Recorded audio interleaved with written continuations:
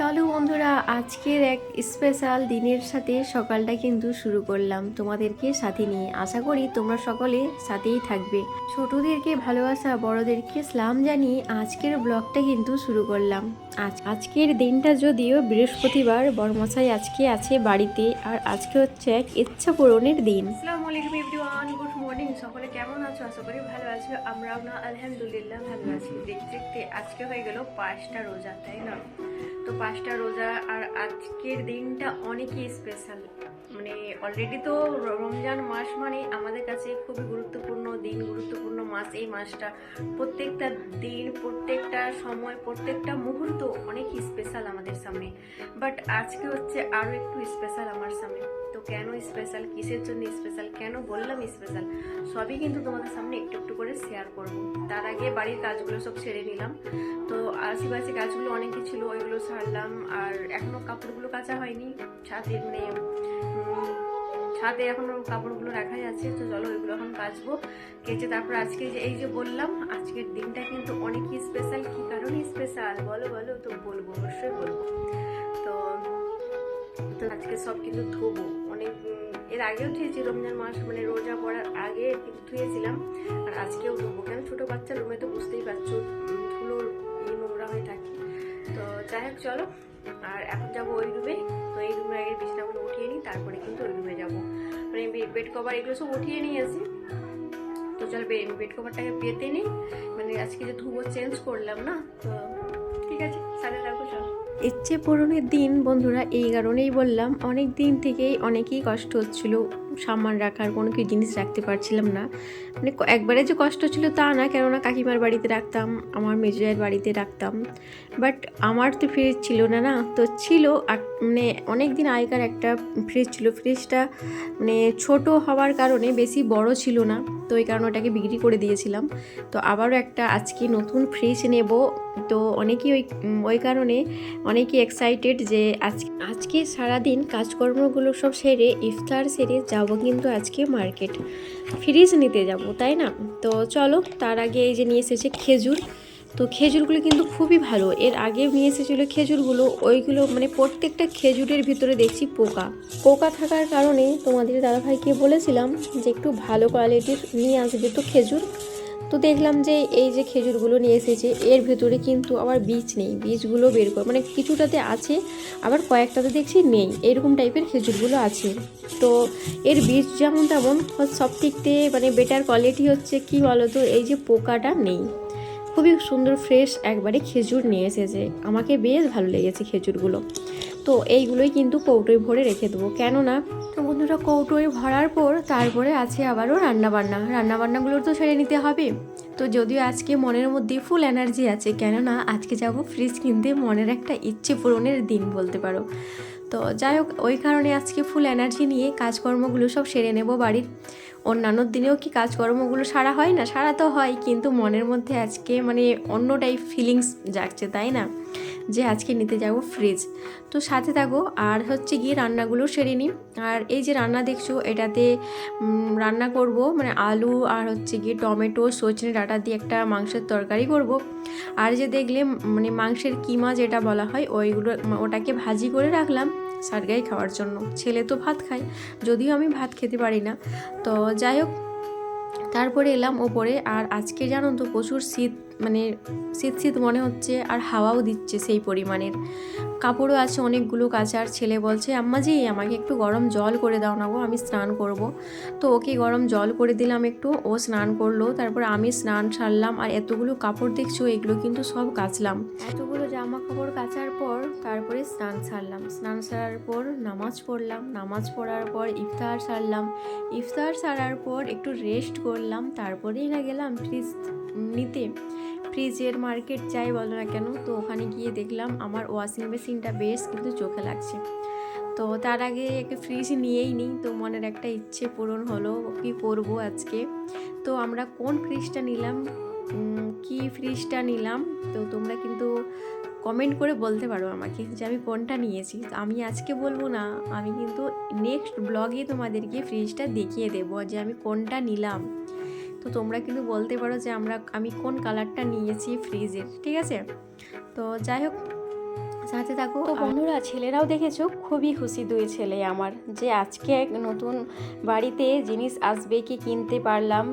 তো যাই হোক, ফ্রিজ থেকে ছেলেরা তো অনেক খুশি হয়েছে। তো ছেলেরা চিজ করলাম, মাঝি চপ নিয়ে নাও। তো এই যে চপ নিয়ে এসেছে, ভেজিটেবল চপস আছে, আলুর চপ আছে।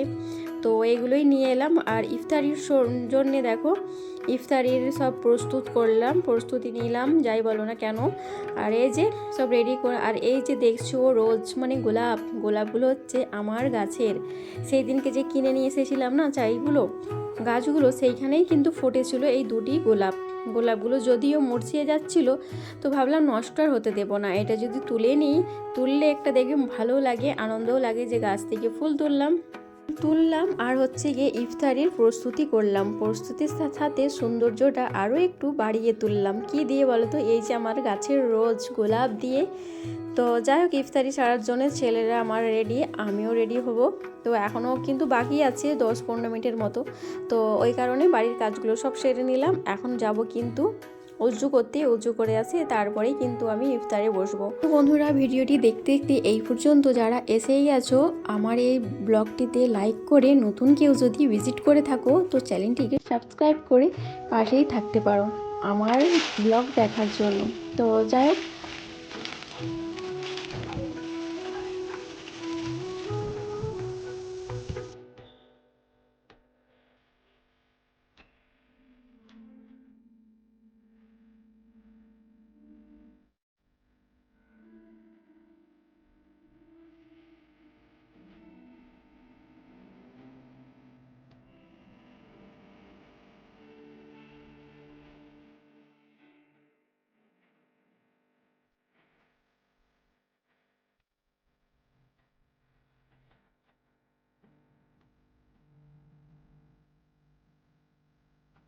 তো এই যে খেজুরগুলো যে নিয়ে এসেছিলো, খেজুরগুলোকে এখন কৌটোয় ভরে নিলাম। আর এই যে কৌটোটা কিন্তু অনলাইন থেকেই নিয়েছিলাম, ছেলের খাবার রাখতাম। যদিও ছেলে আর খাবার খেতে যায় না, হরলিক্স যে কাকিমা দিয়েছিল ওটাই খাচ্ছে, তো ওই কারণে আর ওটাতে রাখা হয় না, ওই হরলিক্সের কৌটোতেই রাখা আছে। তো ভাবলাম এটাতে কেননা খেজুরগুলো রাখা হয়, তো খেজুরগুলো ওটাতে ভরলাম। আর আজকে এসেছিলো আমার নানি এসেছিলো আমাদের বাড়িতে।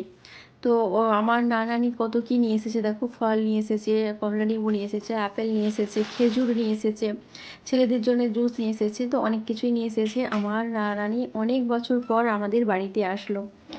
তো যাই হোক, সাথে থাকো, দেখতে থাকো ব্লগটি। আর ইফতারির জন্যও সব এগুলোকে রেডি করবো, তো ওই কারণে এখানে সব বানিয়ে রাখলাম। আর এখন কটা বাজে দেখো, এখন বাজে প্রায় ওই 3:30টার মতো। 3:30টার সময় আমার নানানি এসেছিলো, তো চলে গেছে এসে। আর এইগুলো সব এখানেই রাখা আছে, এখনও সব রেডি করব, তারপরে গিয়ে রুমগুলোকে পরিষ্কার করে ঝাড়ু দেব। তো এই যে এটা দেখছো, নতুন একটা কুলো নিয়েছি, আমার কুলো ছিল না, মানে চাল বাছার জন্য। তো একটা কুলো তো লাগবেই, তো এই কারণে কুলোটা নিয়েছি। আর রুমগুলোকে যদিও খুব সুন্দর করে ঝাড়ু দিয়ে আজকে মুছে নিয়েছি। তো মোছামুছি কাজ পুরো আমার কমপ্লিট করলাম, তারপর এখন রান্নাবান্নাতে হাত দেবো। তো কী রান্না করি না রান্না করি কোনো কিচ্ছুই আমি এখন জানি না। জাস্ট এক সাইডে ভাত বসালাম, আর প্রেশারে যে কী দিয়েছি সেটাও কিন্তু আমার মনে নেই, যদিও ভিডিওগুলো অনেকই মানে দেরি করে এডিটিং করা হচ্ছে। তো ওই কারণে সব ভুলেও যাচ্ছি আমি যে কী রান্না করব, কী রান্না করেছিলাম, যতক্ষণ না দেখছি আমি কিছুই বলতে পারছি না। তো যাই, যতটা সম্ভব আজকে মনে হচ্ছে গিয়ে নিরামিষ রান্না হবে মনে হচ্ছে আজকে। তো দেখা যাক। তো এই যে সবজিগুলো অনেক কিছু কেটে নিয়ে এসেছি, সবজির মধ্যে পটল, আলু, ঝিঙে, যে তোমাদের দেখালাম না সবজিগুলো, ওই সবজিগুলো সব বানিয়ে নিয়েছি। পটল আলুর তরকারি বেশ আমাকে না ভালো লাগে, ছেলেরা যদিও খায় না, খুব কমই রান্না করব, আর কি রান্না করব জানি না। তো ছেলেদের জন্য কোনো কিছু তো রান্না করতেই হবে, কেননা ছেলেরাই সবজি খাবেই না, ওরা তো আলু ঝোল খাবে যতটা সম্ভব। আর তোমাদের দাদাভাই বলেছিল যে আজকে যদি আমার সময় থাকে তাহলে চিকেন নিয়ে আসবো। তো পেঁয়াজ তো বানিয়েছি, আদা রসুন তো অলরেডি পেস্ট করাই আছে। তার আগে আমি এই তরকারিটা কিন্তু রান্না করে রেখে দেবো। যদিও না নিয়ে আসে চিকেন কোনো ব্যাপার নেই, কেননা এই যে তরকারিটা রান্না হচ্ছে এখান থেকে ছেলেরা সবজিগুলো না খেলেও আলু ঝোল দিয়ে ভাত খেয়ে নেবে। তো যাই হোক, এই যে আলু গুলোকে করলাম, আর পটলগুলোকেও ওর মধ্যে দিয়ে দিলাম। সরি, পটল না, এগুলো ঝিঙে। পটলগুলোকে আগেই কিন্তু তেলের মধ্যে দিয়ে ভেজে উঠিয়ে নিয়েছিলাম, তারপরে কিন্তু আলুগুলোকে খাচ্ছিলাম। আর এই যে পটলগুলো দিয়ে দিয়েছি, যা সবজিগুলো সব বানিয়ে রেখেছিলাম ওইগুলোকে সব দিয়ে দিলাম, দিয়ে আরও একবার কষিয়ে নেব। কষিয়ে নিলে আর এই যে ঝিঙেটা দিলাম না, ঝিঙের যে একটাই থাকে ওটাও কিন্তু থাকবে না, খুব সুন্দর কিন্তু সেন্ট করবে। তো যাই হোক চলো ঝিঙের মানে জলটা দিই, আরও একবার কষিয়ে নিলাম সব মশলা দিয়ে, যেমন হলুদের গুঁড়ো, লঙ্কার গুঁড়ো, জিরের গুঁড়ো সব দিলাম, আর একটু দিলাম লবণ, দিয়ে খুব ভালোভাবে কিন্তু কষিয়ে নিতে হবে, তারপরে কিন্তু জলটাকে দেব। তো যা দেখা যাক চিকেন রান্না করি কি না, যতটা সম্ভব, কেননা তোমাদের দাদাভাইয়ের দোকানে যদি চাপ থাকে ও তো আসতে পারবে না, আর বড় ছেলে যেতে পারে না, মানে আমাদের একটু দূরে আছে চিকেন দোকান। তো যাই হোক বন্ধুরা, আজকের ব্লগ কিন্তু এখান পর্যন্তই। সকালে ভালো থেকো, সুস্থ থেকো, রোজায় অনেক অনেক বেশি করে ইবাদত করো। তো আবারও একটি নতুন ব্লগের সাথে আসছি। খুদা হাফিজ।